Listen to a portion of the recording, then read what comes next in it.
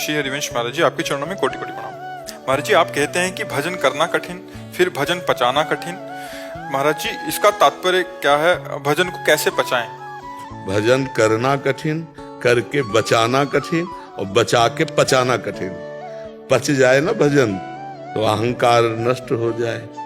भजन का भी एक अहंकार हो जाता है। जैसे दुर्वासा जी बहुत बड़े महापुरुष हैं, भजन का अहंकार हो गया। इस भगवान की सभा में अम्बरीश जी की चर्चा हुई कि मृत्यु लोक में अम्बरीश जैसा कोई भक्त इस समय नहीं।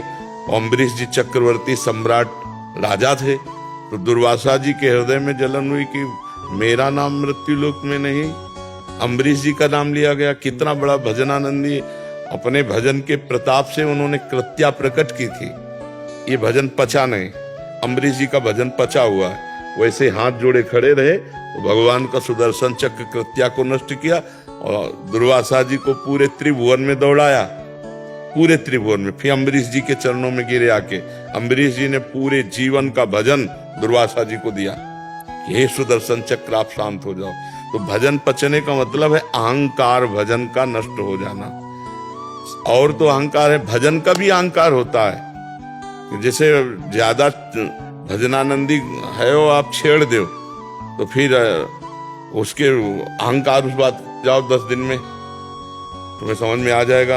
अब ये भजन पचा नहीं, उल्टी हो रही, भजन की उल्टी हो रही। शांत है, भजन का अहंकार भी हो जाता है।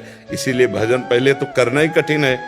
मन बार बार संसार में जा रहा है, भजन में कहाँ लग रहा है? देखो ना, भजन करना कठिन, और जो करने लगे तो उसको बचा पाना कठिन। क्योंकि प्रणाम नमस्कार नाना प्रकार के जो भोग सामग्री प्रकृति के, इससे भजन का हिसाब होता है। ऐसा नहीं होता है कि सब फ्री मिल रहा है।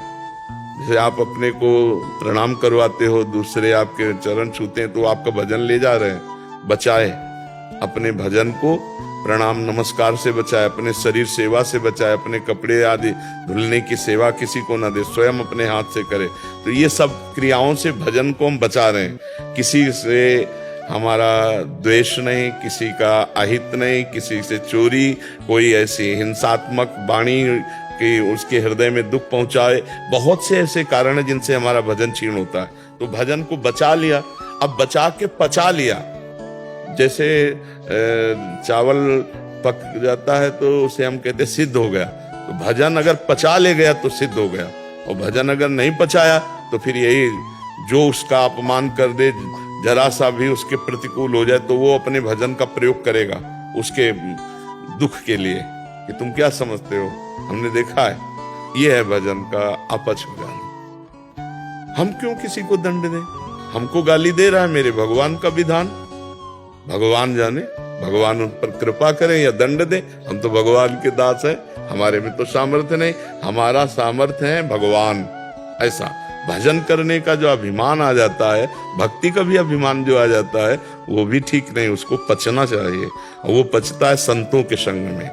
जब हमें रोज सत्संग मिले, भगवत प्रेमी महात्माओं के दर्शन मिले, तो फिर ये अहंकार समन हो जाता है। नहीं तो ये भी हो जाता है अपने को भजनानंदी मानकर दूसरों के प्रति दोष दर्शन होना या दूसरों का अहित अमंगल करना भजन के प्रभाव से, तो वो सिद्ध नहीं हो पाएगा, उसका भजन लाभदायक नहीं है।